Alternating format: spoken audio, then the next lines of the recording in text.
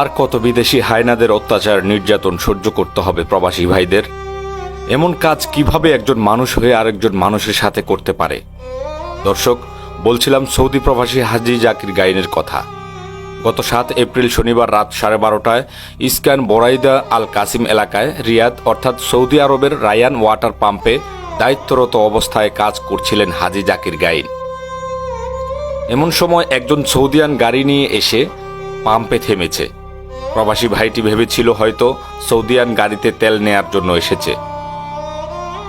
যখন প্রবাসী ভাইটি গাড়ির কাছে যায় তখন গাড়ির ভেতর থেকে সৌদিয়ান লোকটি প্রবাসী ভাইয়ের উপর হাই পাওয়ারের মারাত্মক অ্যাসিড নিক্ষেপ করে গাড়ি নিয়ে পালিয়ে যায়।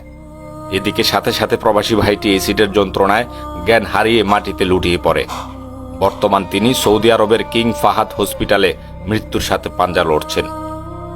কি কারণে এই প্রবাসী ভাইয়ের উপর এভাবে অ্যাসিড নিক্ষেপ করা হয়েছে এর কোনো তথ্য এখনো পর্যন্ত জানা যায়নি। প্রবাসী ভাইটির গ্রামের বাড়ি চাঁদপুর হাইমচর ভৌরবী এলাকায় বলে জানা গেছে। প্রিয় দর্শক, ভিডিওটি সর্বোচ্চ শেয়ার করে ওই সৌদিয়ানকে আইনের আওতায় আনার ব্যবস্থা করতে পারবেন আপনারাই। তাই ভিডিওটি বেশি